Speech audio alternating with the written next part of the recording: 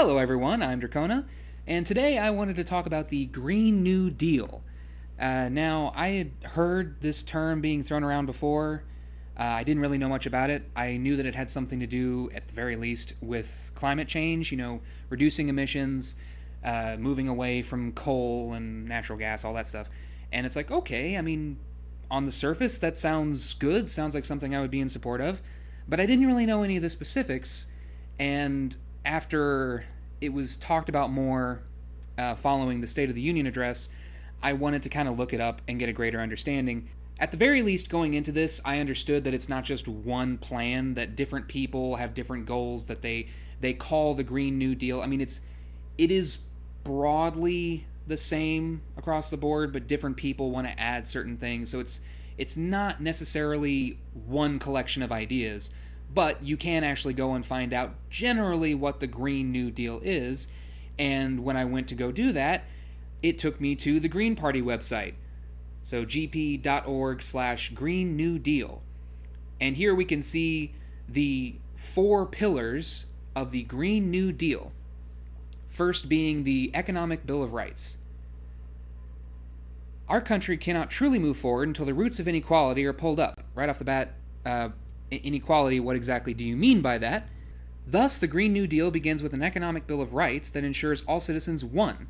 The right to employment through a full employment program that will create 25 million jobs by implementing a nationally funded but locally controlled direct employment initiative replacing unemployment offices with local employment offices, offering public sector jobs which are stored in job banks in order to take up any slack in private sector employment.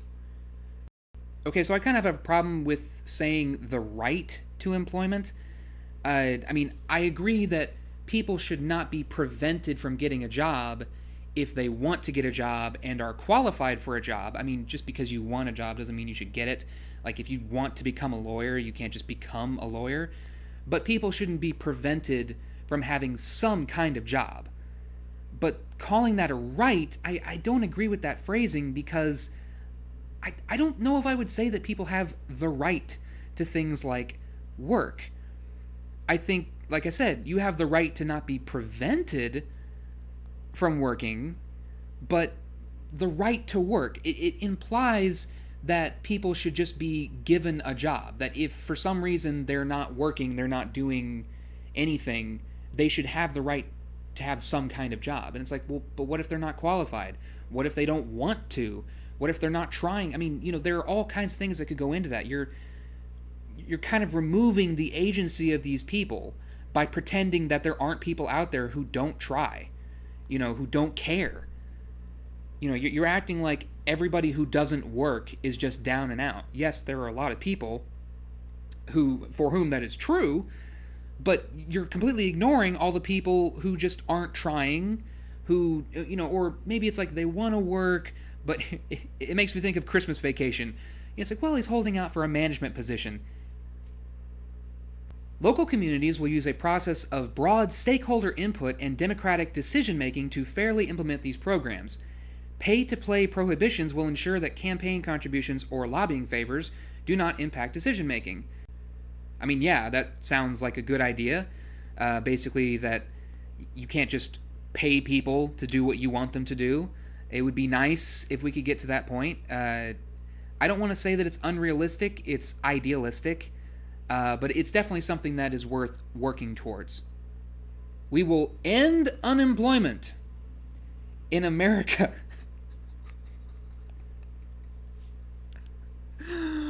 Once and for all, by guaranteeing a job at a living wage for every American willing and able to work.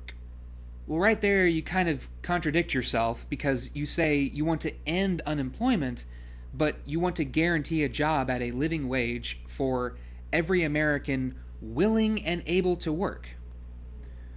What if somebody is neither willing nor able to work? Especially the willing part. You're talking about guaranteeing everyone a job if they are able and willing, and it's like, what if they're not? That's, at the very least, it's unclear. At most, it's somewhat contradictory. It kind of shows that they're not thinking of people as people who make choices, which also means they sometimes make the wrong choices. Sometimes people don't make smart choices. Sometimes people don't make choices that are good for them. They're just thinking them as numbers. Like, here's the number of people who aren't working, and we want them to work. So let's just make them work. Let's give them jobs. And it's like it's not that simple. Take it from somebody who got a degree in anthropology. Humans are not that simple. Number 2, workers' rights, including the right to a living wage, to a safe workplace, to fair trade, and to organize a union at work without fear of firing or reprisal. Again, rights, workers' rights, that's one thing. Right to a living wage. Yeah, we can agree on a social safety net and that it can't go below a certain number. But I don't know. This is a little. I realize this is just kind of a simplified breakdown of the Green New Deal, but this is a little oversimplified. It's not explaining enough. And also, safe workplace. What does that mean? If you mean safe workplace, reducing the potential for accidents, health inspections, making sure that dangerous machinery isn't easily accessible to people who don't know how to operate it, things like that. Yeah, that's important if you mean that kind of safety, but what do you mean by safe workplace? Because that can end up being really subjective. If you mean safe from feeling bad, do you mean being physically safe, or do you mean being emotionally safe? Because those are two very different things. Number 3, the right to quality health care, which will be achieved through a single-payer Medicare for All program.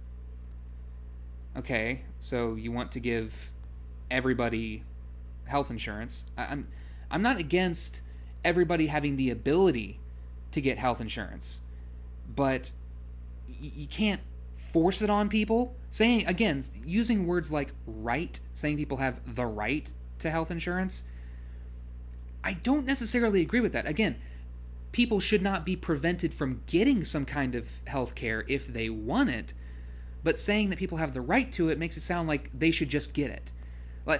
For me, when I think of a right, or at least a very basic, kind of simple example of a right, I think of something like, if I get hurt, then an ambulance will show up. Somebody has to call them, but I don't have to call an ambulance for it to show up.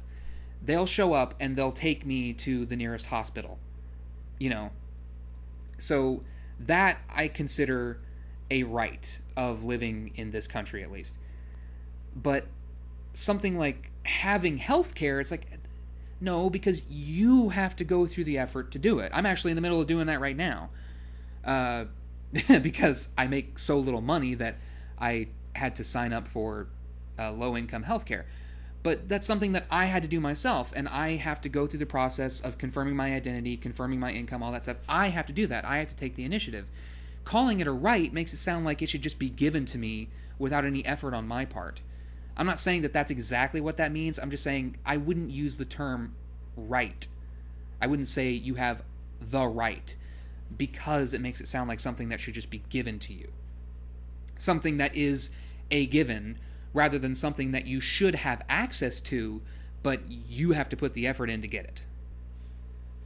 Number 4, the right to a tuition-free, quality, federally funded, local, controlled public education... Oh my god, sentence structure. Public education system from preschool through college. Okay, I'm going to stop right there before I read the rest of it. Tuition-free, quality... quality what? Again, just a little too vague. What exactly is quality education? It's like saying quality healthcare. Yeah, okay, obviously you shouldn't be getting back alley healthcare, but I guess just sufficient, standard would be a good way to put that. I guess quality sounds better, because this is all about just what sounds good, not about what's practical or what actually makes sense. It's just about what sounds good. But saying... I actually don't agree with the concept of tuition-free college. In my opinion, I feel like there should be free public colleges, and I don't mean to replace colleges. I mean in addition, places where you could go to get free education. And it would be a different dynamic. I actually wrote down this idea a few weeks ago. The basic idea is most colleges should require tuition. That's my opinion. Most colleges should require tuition, and those colleges would be degree-based. That's where you can get a degree.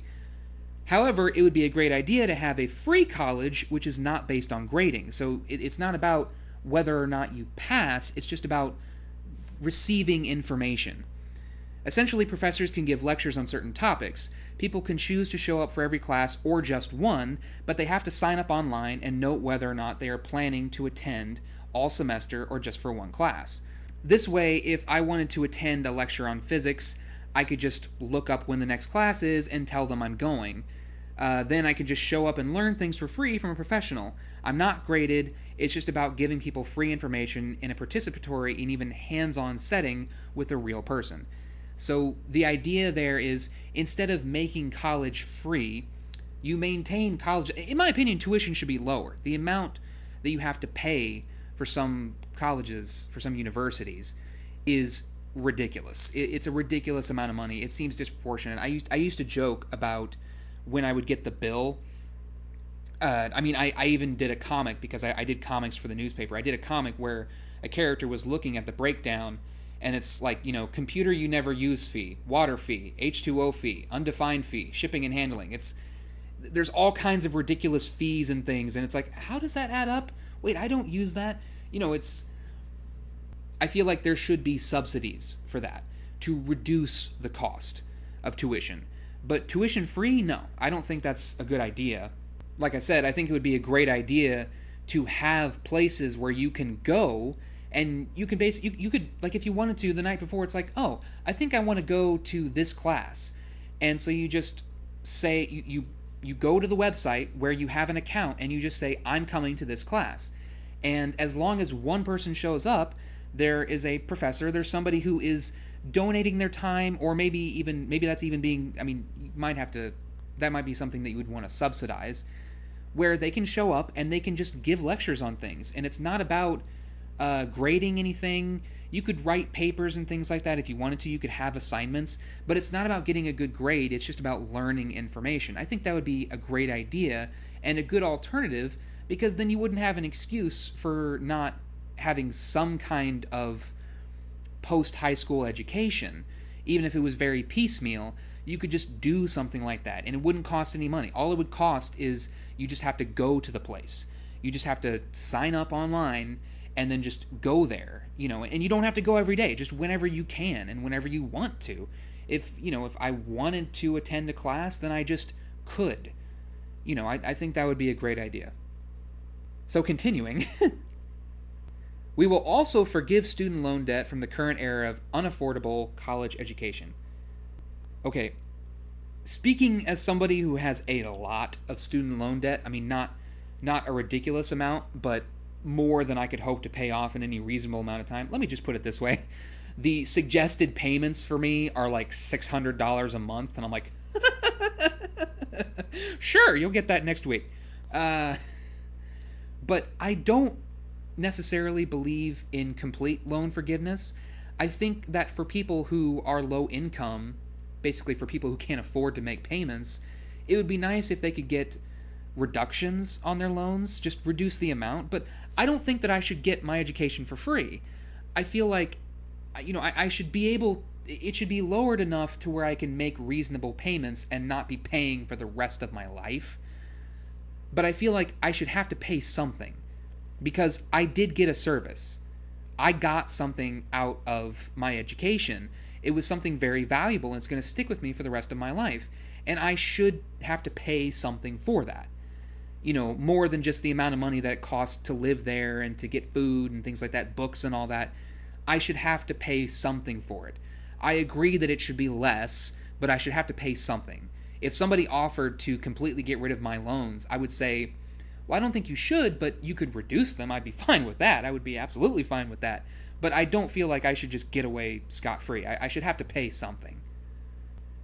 Number 5. The right to decent, affordable housing, including an immediate halt to all foreclosures and evictions.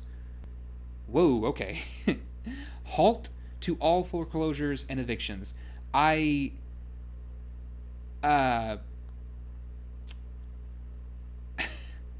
I don't really think that's a good idea, because again, you're not thinking of people as people. You're not thinking them as human beings who can make mistakes. I mean, I've experienced foreclosure before, not firsthand, like it wasn't a house that I owned. But I have experienced foreclosure before, and it sucks.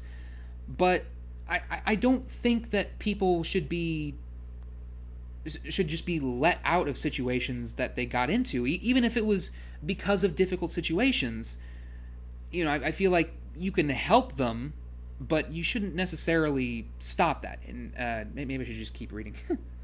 We will create a federal bank with local branches to take over homes with distressed mortgages and either restructure the mortgages to affordable levels, or if the occupants cannot afford a mortgage, rent homes to the occupants. So apparently they do just want to try and prevent that from happening, and that's fine. Although the concept of renting homes to occupants, I don't know how I feel about that. Because it just sounds like you want to give everyone everything. Like you want to turn the entire country into a bunch of spoiled brats, which honestly, it's not that surprising that a lot of young people nowadays are openly socialists or even communists, because they're spoiled. They're spoiled. They don't understand how anything works, and they just want everything to be handed to them. And the idea of everybody having the same sounds great. Basically, can we get rid of the tyrannical overlords but still have everything that we like? It's not realistic at all, but that's what this is promoting. You just want to give everyone everything that they need to survive. And while that sounds nice, it's not really a good idea. It's like, yeah, the idea of people suffering is not pleasant, but if people don't try, then they shouldn't succeed. If people are trying, then yeah. If people are trying and just because of unpredictable circumstances, just we might call bad luck, it just doesn't work out for them, then yeah, it would be great to give them help. I know people like that, who it just kind of seems like sometimes they just constantly keep getting dealt a shitty hand, and it sucks for them. And those people should be helped because they're trying. Because they're still working. They're working multiple jobs. They're coming home and just passing out. Those people should be helped. But you shouldn't just give everyone what they need. You should help them help those who help themselves. You can't just give people things. They have to earn them. I firmly believe that. And even if it's like, well, that's cold, or that's whatever you want to call it, I don't know. Just think about if you have kids, parents, think about that for a second. Do you think it's a good idea to just give your kids everything and not teach them to appreciate it? Not teach them that to get things you have to earn them? Do you really think that's a good idea? I mean, that just runs counter to the natural world. I realize that in human society, we try to move ourselves away from the natural world, but that doesn't mean that it's non-existent. We are still a part of the natural world, whether we like it or not. Reality is what reality is, and the reality is that you can't just get things without taking. You can't. You simply can't. It might seem like you're getting these things for free, like they're just being handed to you, but they're not. It's like a child's understanding of an ATM. The money comes out, but they don't understand that it's limited. There's only so much that will come out for one person. It's just so ignorant, so naive. It astounds me that there are adults out there who actually think this way, that we can just give everyone everything. And it's like, that sounds nice on the surface. Again, it would turn everyone into spoiled children, but also, where do you think the money is going to come from? Like, even if we set all that aside, even if we don't think about where the fuck is all that money going to come from, we're trillions of dollars in debt, so where is that money going to come from? And even if we set aside personal responsibility and that, some people don't want to try, that even if you give people opportunities, there are going to be some people who don't want them. Even if we set those things aside, that people are individuals with agency and that you can't just print more money to solve the problem, you would turn everyone into a bunch of spoiled brats. And personally, I don't think that's a good thing. So, continuing, expand rental and home ownership assistance. Okay. Create ample public housing. I don't quite know what that means. I mean, public housing. Like housing that people can just live in without paying for it? I don't understand what they mean by that. This whole thing is very vague. And offer capital grants to nonprofit developers of affordable housing until all people can obtain decent housing at no more than 25% of their income. Okay, I don't know how you're going to house all people. Again, that seems kind of contradictory because you say all people at 25% of their income. Yes, if you could give jobs to everyone, then they would have an income, but right now, not everybody has an income. So, what's 25% of zero? But I guess if everyone had a job, then that would work. But still, how are you going to give housing to everybody? I mean, it sounds nice. It sounds nice in your head. As I say sometimes, it's a great idea if you don't think about it. Because it sounds really nice, but it's just not realistic. We could move towards that, but it's not just something you can do, because there are going to be some people who don't want to be helped. That's just a fact. That's reality. Yeah, it sucks. Welcome to the world. Number 6, the right to accessible and affordable utilities, heat, electricity, phone, internet, and public transportation through democratically run, publicly owned utilities that operate at cost, not for profit. I don't quite know. Utility services that aren't for profit.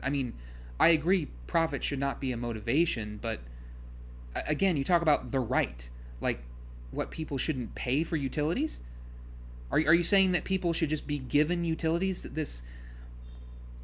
That's not exactly what it says, but you're saying not-for-profit organizations should give people utilities because they have the right to have those utilities. You include things like internet, so people should have the right to have internet. They shouldn't have to get it themselves and pay for it. I mean, it's really vague, but I definitely don't agree with that. Because it's like, the problem with being a for-profit company, organization, whatever, is that it can become more about the profit and less about the customers, and that's not a good thing. But making it not for profit makes it sound like it's just something that everyone should get. Like, when you say not for profit, so is it subsidized, I'm guessing? Obviously people work there, so it would have to be subsidized to some extent, which is just more money. Again, just print more money. It'll solve everything. But saying people have the right to something like internet or phone, I don't really agree with that.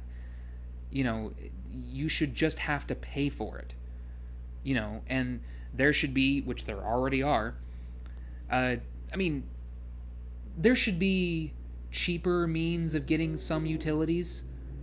Like, there already are, but if you're very low income and you can't afford expensive utilities, there should be some means of getting them that, I guess you could have some programs that make utilities cheaper for some people, but they should still have to pay for it.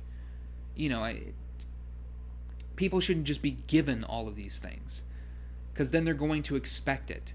Like I said, they're going to become spoiled. They're going to be entitled. They're going to think that, when I have kids, my kids will be given everything. They'll have education, internet, phones, a job, all that stuff, and without even trying for it, because they have the right. Number 7, the right to fair taxation that's distributed in proportion to ability to pay. Well, I'm definitely in favor of that one. In addition, corporate tax subsidies will be made transparent by detailing them in public budgets where they can be scrutinized, not hidden as tax breaks. Again, I'm for that. I'm for that. I am against it. Part 2, a green transition. The second priority of the Green New Deal is a green transition program that will convert the old gray economy into a new sustainable economy that is environmentally sound, economically viable, and socially responsible. I don't really know why they call it gray. I mean, that makes it sound bad or dull, but that's not really a meaningful descriptor. We will, 1, invest in green business by providing grants and low-interest loans to grow green businesses and cooperatives with an emphasis on small, locally based companies that keep the wealth created by local labor circulating in a community rather than being drained off to enrich absentee investors. Okay, I mean, sounds good. Number 2, prioritize green research by redirecting research funds from fossil fuels and other dead-end industries toward research in wind, solar, and geothermal. We will invest in research in sustainable, non-toxic materials, closed-loop cycles that eliminate waste and pollution, as well as organic agriculture, permaculture, and sustainable forestry. Okay, I mean, that all sounds nice. I mean, I'm definitely for that in general, but you have to actually show that it can be done, that it can be really effective. You can't just talk about it. You have to kind of, and you can't just say, well, here are the things that we want to do. It's like, okay, you can say we want to get to this point. You have to explain how we get to that point. Number 3, provide green jobs by enacting the full employment program, which will directly provide 16 million jobs in sustainable energy and energy efficiency retrofitting, mass transit, and complete streets that promote safe bike and pedestrian traffic, regional food systems based on sustainable organic agriculture, and clean manufacturing. Okay. 16 million jobs, that's a lot. That is a lot of jobs. That is ambitious. Sustainable energy and energy efficiency retrofitting. Okay, so basically just changing energy. That's fine. Mass transit and complete streets. I mean, do they mean streets that don't have potholes in them? What does that mean? I mean, good luck. I come from Indiana, and the weather just changes so much. Anywhere where the weather goes up and down significantly, it doesn't even have to be that much. The streets are just going to expand and contract, and they just explode. They crack over time. I mean, I feel like we should be able to get to a point where we find better ways to do that. Not necessarily better materials, but just, I don't know. Realistically, it's either what we have now or something that is pretty different from what we have. It's not a simple thing, but yeah, again, I don't quite know what they mean by complete streets. It says promote safe bike and pedestrian traffic. Well, I mean, pedestrian traffic. You mean like pedestrians walking on the street? That's what sidewalks are for. I mean, I'm guessing maybe they're talking about sidewalks. I don't know, but we say pedestrian traffic. It's like, well, there shouldn't be pedestrians on the road. That's what the sidewalks are for. Expanding sidewalks, yes, but then clarify that. Clarify what you mean by that. So for the most part, this part 2 section is, pretty agreeable. It doesn't sound bad. It's just kind of a basic breakdown, so it's pretty vague. But, part 2 sounds fine for the most part. Part 3, real financial reform. The takeover of our economy by big banks and well-connected financiers has destabilized both our democracy and our economy. It's time to take Wall Street out of the driver's seat and to free the truly productive segments of working America to make this economy work for all of us. Be one of the few rare times that Democrats seem to actually care about working America, but real financial reform will, 1. Relieve the debt overhang holding back the economy by reducing homeowner and student debt burdens. Relieve the debt overhang. Holding back. I mean. So, wait. Reducing homeowner and student debt burdens. Okay, reducing. Like, just focusing on the student debt part because they referenced that before. Reducing student debt kind of runs counter to loan forgiveness. I mean, loan forgiveness is not just the removal of loans entirely. That's kind of the idea. That's kind of what you would think it would be, but that just seems to run counter because on the one hand, it makes it sound like you want to basically get rid of the debt that people have, and now you're saying reducing the burden, which I'm fine with. I'm just saying that kind of runs counter to what you said before, or at the very least, you weren't specific enough, so it appears to run counter. Number 2, democratize monetary policy to bring about the public control of the money supply and credit creation.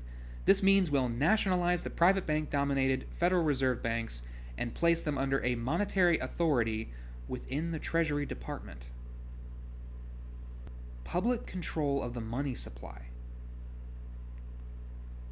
And I understand, at least I'm pretty sure, but you're talking about democratizing our national spending? I feel like if voting worked as effectively as it should, then that would kind of be what that's for, because we're voting for people who reflect our interests. But democratizing how we spend, on the one hand, that could be a good thing because it would take a lot of money away from, I'm sure, it would take a lot of money away from the military-industrial complex. On the other hand, I can't see that actually happening. I approve of the concept of democracy in a perfect world. I'm not against democracy as it is, but the sad thing is that a lot of people are very stupid. A lot of people don't think. The most recent midterm election, I realized just how much people don't think. One of my bosses actually handed me the voter information pamphlet or booklet or whatever, and told me to make my own choices, and then she was going to cheat off of me. It seems pretty clear that a lot of people don't think very much, and I'm not just basing it on that one example. In general, a lot of people don't do their research. There are a lot of people on both sides who vote straight party, and that's a really stupid thing to do, because you could be voting for somebody who you disagree with just because they're on your side. It's not smart at all.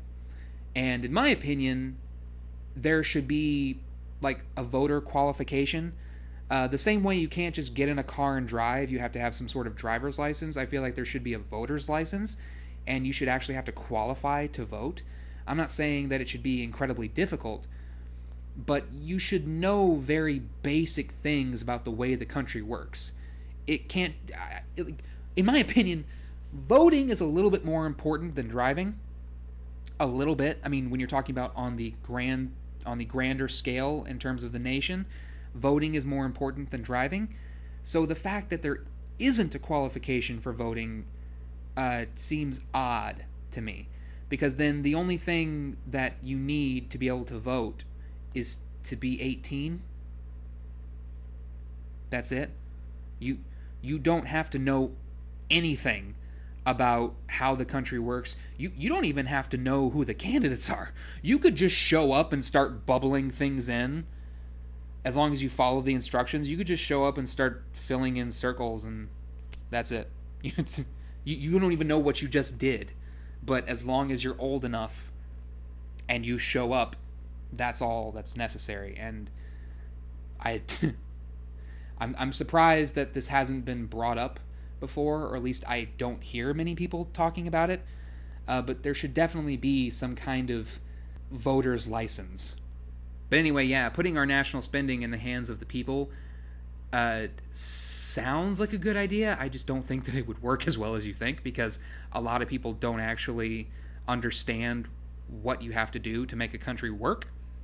You might want to start with informing people on what it actually takes to make a country work. Because if people are more informed, and if people kind of have to go the extra mile, not just you can give them the option, but they have to go the extra mile, then you can start talking about giving people more power. Just my opinion. Number 3, break up the oversized banks that are too big to fail. I mean, yeah, I don't see why they should be as massive as they are, and the concept of being too big to fail is ridiculous to me.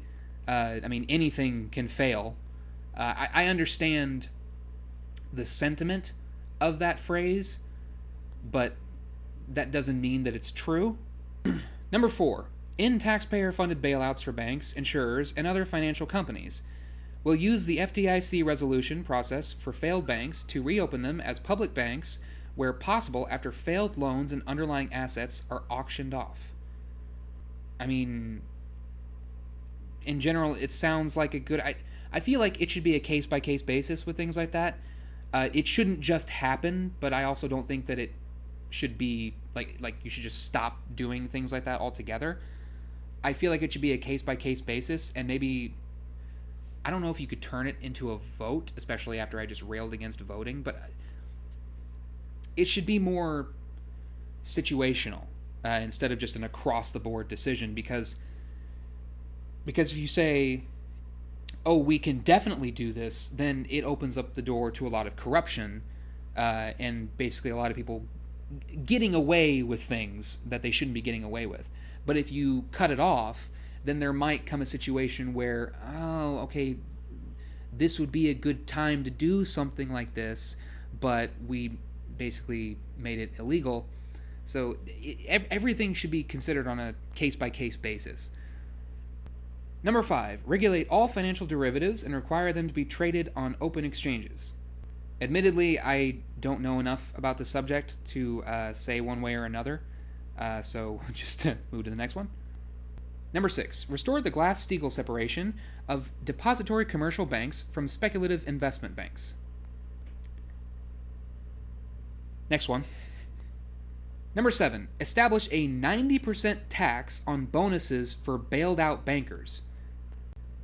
Well, first off, taking 90% of anything in taxes seems excessive, but if you're talking about, I mean, bonuses for bailed out bankers, I feel like instead of taxing them at 90%, I mean, and if you solve the problem of bailouts, then would this even be relevant anymore?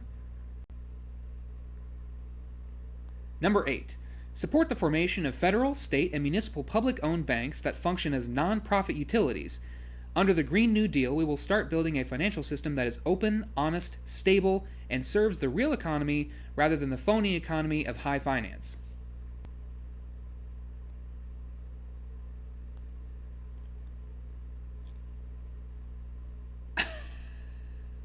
I'm not against that, but good fucking luck? That's a good thing to work towards. I can agree on that. But, first off, banks as non-profit utilities. I mean, that doesn't sound like a bad idea because, I mean, handling people's money should not be a for-profit thing. Yes, it is a service, but it shouldn't be for profit. That seems kind of contradictory to what they're doing. They're supposed to be dealing with your money, not making money. I mean, obviously the money has to come from somewhere, but I suppose they could be subsidized and just not be for profit. But yeah, building a financial system that is open, honest, stable, and serves the real economy rather than the phony economy of high finance. I guess I'll just say I don't really have a problem with this in general. It's very idealistic, but it's not a bad goal to want our economy to be more open and honest and stable, obviously. But, yeah. Alright. Part 4. Part 4, a functioning democracy. We won't get these vital reforms without a fourth and final set of reforms to give us a real functioning democracy. Just as we are replacing the old economy with a new one, we need a new politics to restore the promise of American democracy. Okay, that sounds good. It would be nice to have a real functioning democracy. Part of the problem there is that it's not just about having a democracy that functions properly and where there aren't a whole bunch of people who are finding ways to get around it. It's also about the people, because at the end of the day, the people are the most important part of a democracy. Should be pretty self-evident. And also, I feel like a lot of people knock on democracy the same way they knock on capitalism, because they think, oh, look at all the terrible things that are happening. And it's like, that isn't because democracy doesn't work or because capitalism doesn't work. It's because there are people who are abusing the system. That's why you're seeing what you're seeing. I've tried to explain that to people before, that it's like, you think that you don't like capitalism, but actually what you don't like is corruption. Because things like capitalism and democracy can work, it's just that you can't allow a whole bunch of people to cheat the system. Because that's how you end up with all the negative effects that you see. And also things like, again, the people, if they're not informed, then it's not going to work perfectly. A democratic system is a great idea in concept, but in application, if people don't know what they're doing, if they're not well informed on everything that's going on, or if people are able to make decisions without actually putting effort into it, without they just they go, people who, like I said earlier, people who vote straight party, they just go in and they make a decision without actually thinking about it. The system isn't going to work then, because you're giving power to people who don't care. And it sounds nice, but you have to actually make sure that the people who are making these decisions know what they're doing. So continuing, the new Green Deal, I thought it was the Green New Deal, will 1. Revoke corporate personhood by amending our Constitution to make clear that corporations are not persons and money is not speech. Those rights belong to living, breathing human beings, not to business entities controlled by the wealthy. I agree with that. Obviously, businesses are made up of living, breathing human beings, but I agree that a business should not be treated as an entity. I agree with that. Businesses should have certain rights, but when they say corporations are not persons, I've never actually heard somebody talk about corporate personhood, so maybe this is just my lack of knowledge on the subject, but I do agree with the idea that corporations should not be treated as people, and money or the flow of money should not be treated as the right to free speech. Number 2, protect our right to vote by supporting Representative Jesse Jackson Jr.'s proposed right to vote amendment to clarify to the Supreme Court that yes, we do have a constitutional right to vote. What? What? What? What do you mean? We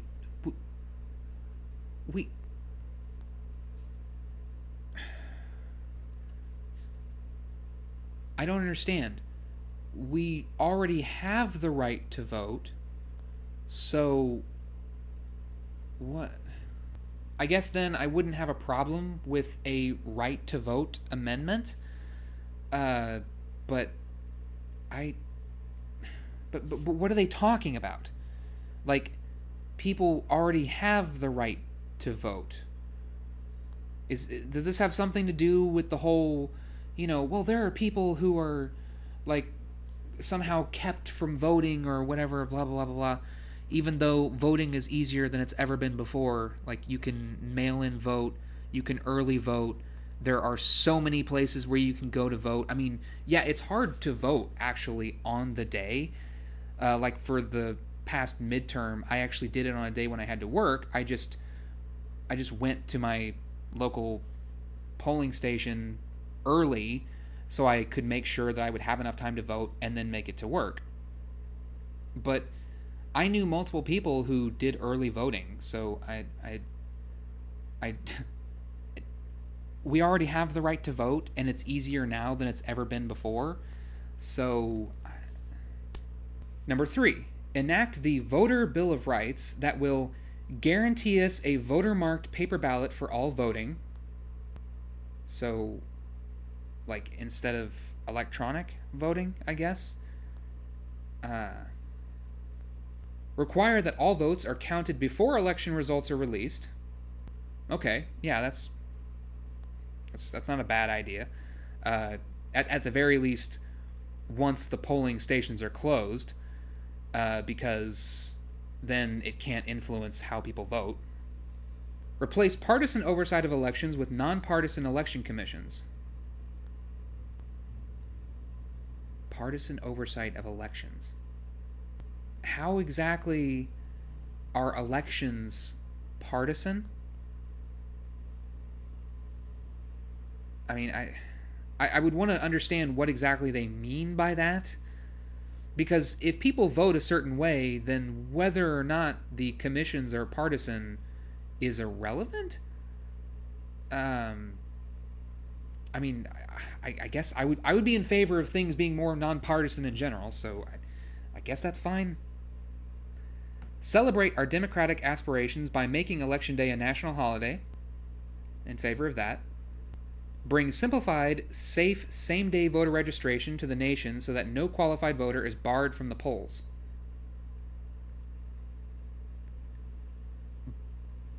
Barred from the polls. I mean, I would agree that, it could be simplified, but same-day voter registration? That seems kind of unrealistic. I mean, because you have to confirm who a person is. You have to confirm their citizenship status, although I realize there are people who don't believe that should be an important factor. But at the very least, you have to confirm who a person is. Can we agree on that? Same-day registration. I don't know about that. I just don't think that you could actually do that. It could be quicker and it could be more simplified, although it's already pretty darn simple. Well, you just go online and you register to vote. It's really not that difficult. Because when you say, so no qualified voter is barred from the polls, well, they're not really barred from the polls as long as they register to vote. Because I didn't actually register to vote in California until somewhat shortly before the midterm elections, but I was still able to vote. I didn't actually... The process wasn't finished until very shortly before the election, but I still got to vote. As long as you don't wait until the last minute, it's not that hard. Just it's like, yeah, it would be nice if certain processes like that would be a lot quicker, but they can only go so fast because there are people on the other end of it who are processing, registrations or processing whatever it is. It's like saying, if only all the mail would come same day. Yeah, that would be nice, but it ain't gonna fucking happen. Do away with so-called winner-take-all elections in which the winner does not have the support of most of the voters, and replace that system with instant runoff voting and proportional representation, systems most advanced countries now use to good effect. I don't think there's supposed to be a comma there.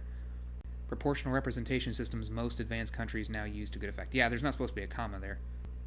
Runoff voting and proportional representation systems. I don't quite know what that means. I mean, if they're talking about, when they say winner take all, like if they're talking about like the Electoral College versus the popular vote, I agree with that. I mean, I believe that In my personal opinion, here's my hot take for the 2016 presidential election. No one won. In my opinion, the whole question of, oh, well, he won the Electoral College but not the popular vote, which has happened before. Okay, I don't care, though, because I don't believe that anyone actually wins unless it's really clear-cut. Because winning by, 51%, winning at 51% is not a win. In grading systems, that's an F. Now, I'm not saying that to win, you should have to get an A. That's unrealistic. 90% of the vote? Good luck with that. I'm just saying at least 60%, at least a D, I think, should be required. If it's like a 50-50 split, you lost. I mean, I would not want to win anything by a technicality. I would not want to win something at 50-point-something% or 51%. I would not want to win like that because that's an embarrassment. That's not a win. That's a technicality. I mean, so in my opinion, neither Donald Trump nor Hillary Clinton actually won that election. It was an absolute embarrassment. They both lost. And for the first time in our history, we should have done kind of a hasty second election, basically, where it's like, oh, okay, these two candidates failed, so neither of you get to be president now, because the country has spoken, and they don't like either of you fuckers. Replacing big money control of election campaigns with full public financing and free and equal access to the airwaves. I mean, that sounds like a good idea. I feel like anybody should be able to give money to a candidate who they like. In some cases, it might be questionable, and you can look at that. Just treat it on a case-by-case basis, because if I donate a little bit of money, that's really different from if a rich person donates money. But that doesn't mean that they shouldn't have the right to do that. So if you talk about the difference between an individual and a corporation, I mean, depending upon what it is, if it's like a bribe, then yeah, that should be illegal. You shouldn't. It may not be overtly a bribe, but if it's pretty clear that it is, then something like that should be prevented. But I guess, because when you say full public financing, okay, I mean, what if people don't pay for it then? I don't know. I guess it's not necessarily a bad idea. If you put it more in the hands of the people, then in that situation where people are just funding the candidates who they want to see, then that's not necessarily a bad idea. Guarantee equal access to the ballot and to the debates to all qualified candidates. Equal access to the ballot. I don't understand what they mean by that. Are they talking about people to get onto the ballot, or voters to get a ballot? It kind of sounds like what they're talking about is somebody getting on the ballot. And to the debates to all qualified candidates. Equal access. But they're talking about equal access to the ballot and to the debates. To the debates to all qualified candidates. That's not very good sentence structure. Equal access to the ballot and equal access to the debates. Does that not exist? Anybody can watch the debates, and I don't understand what that means. Abolish the Electoral College and implement direct election of the president. That kind of seems a little redundant considering what they were saying before about the whole winner take all thing. Why not just say this? That kind of covers it, doesn't it? I understand the concept of the Electoral College. Like I said, theoretically it shouldn't matter. When people say it's well, somebody shouldn't just win because of the Electoral College vote. In my opinion, what we should shoot for is that if it comes down to that, then they lost. If it's like a 50-50 split and it comes down to the electoral college vote, then both parties lost. So in my opinion, it's like we don't necessarily need to abolish the electoral college. It should not matter, because for a candidate to truly win, they should get enough of the vote that it's an actual win. Restore the vote to ex-offenders who paid their debt to society. I'm for that. And enact statehood for the District of Columbia so that those Americans have representation in Congress and full rights to self-rule like the rest of us. I mean, obviously I'm for them having representation in Congress. I don't think that they should have to be considered a state, because it's just such a relatively small area, but certainly they should have their own federal representatives. Number 4, protect local democracy and democratic rights by commissioning a thorough review of federal preemption law and its impact on the practice of local democracy in the United States. This review will put at its center the democracy question, that is, what level of government is most open to democratic participation and most suited to protecting democratic rights. Yeah, that sounds like a good idea. Any kind of review of the government sounds like a good idea in general. They should all have fucking report cards or something. But yeah, that sounds like a good idea. Number 5, create a corporation for economic democracy, a new federal corporation, like the Corporation for Public Broadcasting, to provide publicity, training, education, and direct financing for cooperative development and for democratic reforms to make government agencies, private associations, and business enterprises more participatory. I mean, yeah, that sounds like a good idea. You'd have to make sure that it wasn't significantly influenced by one wing or another, because then it just kind of ends up being brainwashing camps, but in general, that sounds like a good idea. Number 6, strengthen media democracy by expanding federal support for locally owned broadcast media and local print media. Yeah, I mean, I agree with that. Number 7, protect our personal liberty and freedoms by repealing the Patriot Act and those parts of the National Defense Authorization Act that violate our I don't know about repealing the Patriot Act, maybe just changing it or putting something in its place, because I'm not for violating anyone's civil liberties. I'm not for my own civil liberties being violated. But you gotta have something. I mean, to have you must give. You can't expect that they just don't look for terrorists. They do absolutely nothing to protect you. There have to be some things in place. I'm not saying that it has to be the Patriot Act. I'm just saying they have to do something. I mean, you may not like the idea of, like, the NSA listening in on your conversations, and I'm not saying that can't go too far, but my attitude has always been, okay, if somebody was listening in on a conversation that I was having, so I'm not doing anything wrong, so I don't care. I would only have a problem with it if they took something that I said and held it against me because I had the wrong opinions or something like that. Something completely ridiculous like that. But if they're just listening to see if there's anything suspicious about me, then I don't care because I'm not doing anything wrong.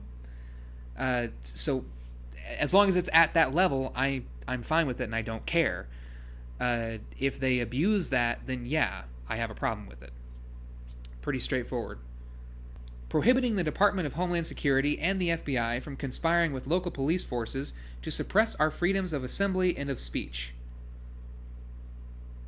What? I mean, this could just be my ignorance, but when has that happened recently? Because the only people I know who've been trying to suppress people's freedom of assembly and freedom of speech are, like, far left protesters. So I'm not saying this has never happened before, but when has this happened recently? If it has, then yeah, I'm against that. I'm against all people getting in the way of other people's freedom of assembly and freedom of speech, regardless of who it is. Ending the war on immigrants, including the cruel so-called Secure Communities program. Admittedly, I don't know what the Secure Communities program is. I mean, if they're talking about where people are being held while they're being processed, then, I mean, they have to be held somewhere while they're being processed.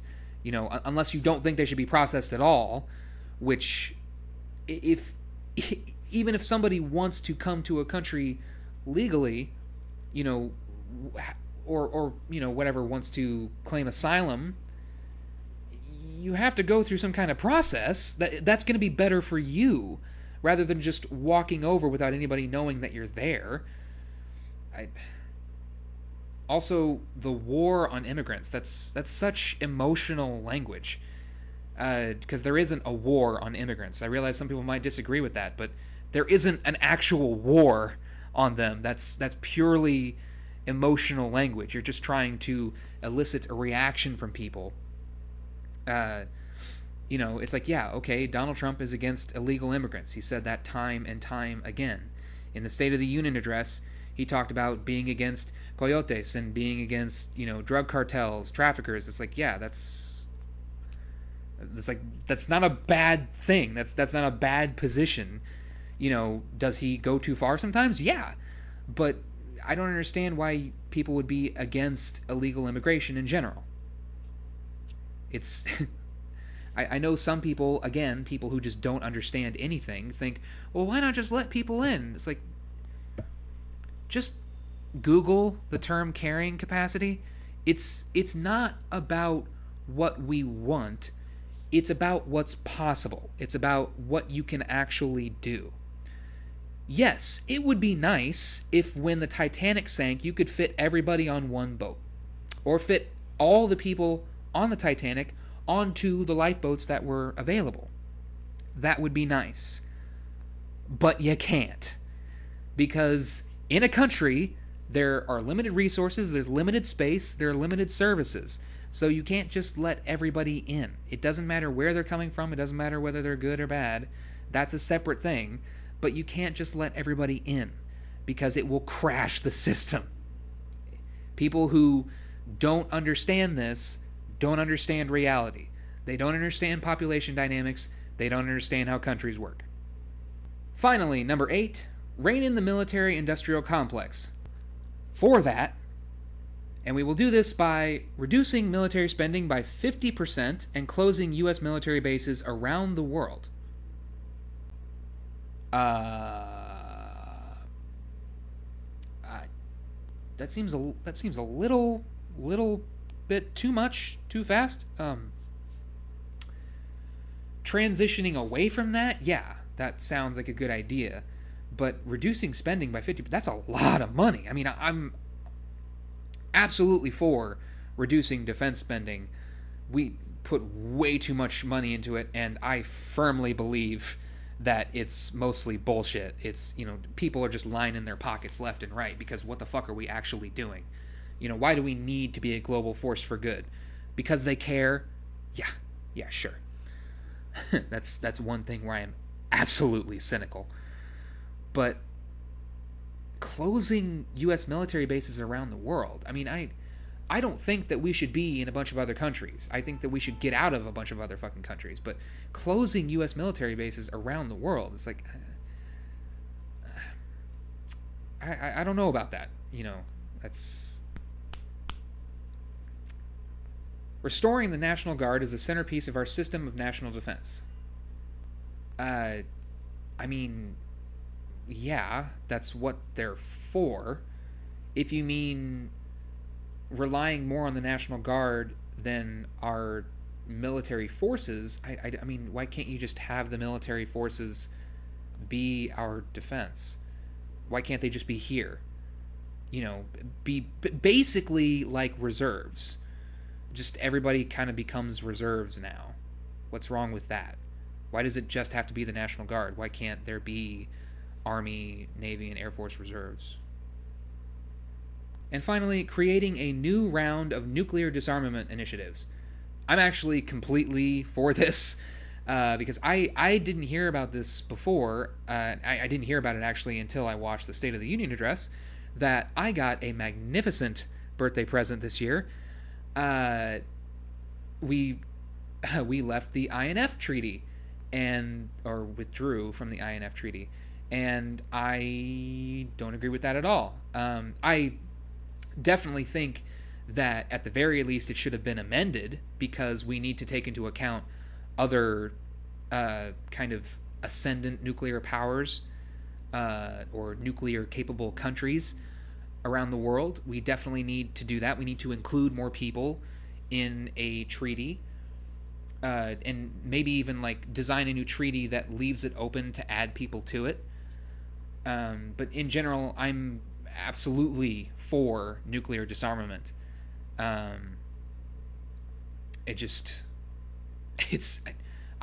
really wish that all nuclear weapons would just disappear from this planet. It's a very scary thing. I know that we can't get rid of war anytime soon, but the idea of nuclear war is just terrifying. I don't know why we would even want to fuck with that, because like, what makes anyone think that they can just launch a bunch of nuclear weapons and they'll be okay? Let us not rest until we have pulled our nation back from the brink, and until we have secured the peaceful, just, green future we all deserve. Well, that sounds very, very nice. There are a lot of things in this that I agree with, but there are also a lot of things that I'm not going to jump and say that I disagree with. It's just that they're really vague, or they use phrasing that I don't agree with. Talking about all these rights that people have, like the first part was the one part that I disagreed with the most, because you're talking about how, people basically deserve all of these things, and it's like, I don't agree with that. I don't agree that people deserve all of these things. I think everyone should have access to these things. No one should be prevented from getting these things, but you should have to work for them. You should have to pay for them. And, people who have more money and can afford to get better services should be allowed to get better services. People who have less money should have access to certain services or products or services, but they're just not going to be as good. The same way that I don't go shopping at, wherever people who have more money go grocery shopping, if they go grocery shopping themselves. I don't shop at places where food costs a lot of money. I shop at Walmart, which isn't even really the cheapest place to go, but it's cheaper, I don't go to like some super fancy restaurant if I want to go out for dinner. I go to, maybe Olive Garden or something like that. Maybe even that's pretty expensive for me. You just live within your means, but you have to work for it and you have to pay for it. You shouldn't just be given all these things.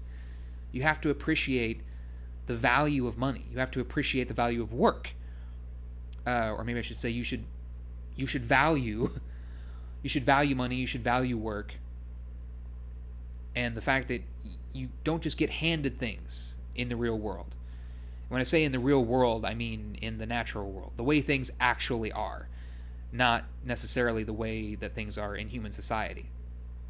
For the most part, I don't really have a problem with this. There were some things that I heard that were a part of this. Maybe they were things that, like, Alexandria Ocasio-Cortez was talking about or had mentioned in some point, or maybe it's in the full PDF. I don't know. I'll get around to reading that. But something about replacing air travel with rail travel, that was something that I had heard, and that sounds completely fucking ridiculous. Because how are you going to build a rail system that covers the entire country? I'm just thinking about, like, here, if I wanted to fly out of Bob Hope Airport in Burbank or LAX, if you replaced those airports with train stations, then you'd have to build a rail system that goes right through a bunch of houses and businesses and mountains even. You can't really do that in a country that is already as developed as ours is. Like if you went to some other planet and you wanted to design a high speed like a basically like a mag train system or something like that, that would be possible if there was nothing there. So it's just open land and you can just build it, then yeah, that's fine because there's not necessarily anything in the way. But here, how are you going to do that? You know, because you'd have to destroy a lot of property just to build it, and then people couldn't live right next to a bullet train. You know, I mean, just saying, it would not, it wouldn't work. That seems kind of regressive, relying on rail systems instead of air travel, because even if you talk about like the inefficiencies or the problems with air travel, it's like, well, just make it more efficient, change it. You know, that would be like saying, you know, well, going to space with rockets is really inefficient and outdated, so let's just walk. It's like I agree that it is very inefficient and outdated, but just that means we should update it, not go back. We should go forward. But anyway, so yeah, just based on what I'm getting from the Green Party website here, this relatively simplified breakdown of the Green New Deal, it's not terrible. I would say be skeptical. Be very skeptical of it, because there's a lot of ignorance here. There's a lot of naivete here. People who think that you can just give everybody everything and make the world into a utopia, and that it won't cost a lot. That you can't just get. You can't just get without giving. You know, you can't have without taking. So where is all this coming from? Where's all the money coming from? Where are all the resources coming from? And what else might be lost in the process? I'm all for moving towards a lot of these things, but it takes a lot of time, it takes a lot of money, it takes a lot of reform. You know, I saw Alexandria Ocasio-Cortez talking about basically that small steps are not the answer, but it has to be kind of quick, radical change. And it's like, if we could do quick, radical change, that would be nice, but I disagree. I think it has to be in steps, because there are just certain things you can't change quickly, and that's an indication of her ignorance on just how things work. When you're talking about changing an entire country, you can't just change it quickly. You can't just say, oh, let's uproot the whole system and change it all in 10 years. It doesn't work like that. You can't just do that without everything falling apart. You know, just... So yeah, those are my thoughts on the Green New Deal. We will see how this develops over time. Hopefully we get a little bit more clarity about some of these goals, because I know, again, like in the short speech that I saw of Alexandria Ocasio-Cortez, she was talking about like racial and social justice, and it's like, what do you mean by that? What you can't just say these things. I realize in a speech that you have to kind of bullet point it, but you have to clarify what you mean by those things as we go on, because I'm not just going to be for something that is that vague. I want to know how you're defining those things and what you're proposing, what you're suggesting that should be done about it. But yeah, we'll see how this develops. Certainly, it sounds very socialistic. You know, it just sounds like we want to make sure that everybody has everything, and that's not realistic. And it's ignoring the agency and individuality of people, because there are people out there who don't want to try, who don't even want your help. So it's stop thinking of people as just numbers. Stop looking at them as statistics. There are people who don't care if they fail. There are people who don't care to try. You know, there are people out there who are just crazy. And I mean, like, have psychological problems. You know, It's like the ideal of trying to make everybody feel safe. You just can't do it. It's not something that can be done because there are always going to be people whose perception is skewed. You know, the way they see things is not correct. You have to see people as individuals. You have to recognize that not everybody can be saved. It's just the sad reality. Not everybody wants to be saved. Again, just the sad reality. But you have to accept it because this is the world. And as much as you may want to change it, as much as you may want to simplify it, reality, nature, don't give a flying fuck about your feelings. Anyway, thanks for watching. I'm Drachona, and have a nice day.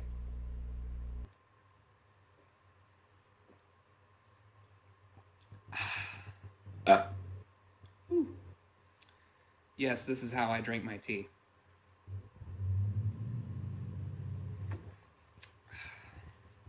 It's actually gluten-free. Beware, beware, be skeptical. The smiles are plated gold. Deceit so natural, but a wolf in sheep's clothing is more than a wolf.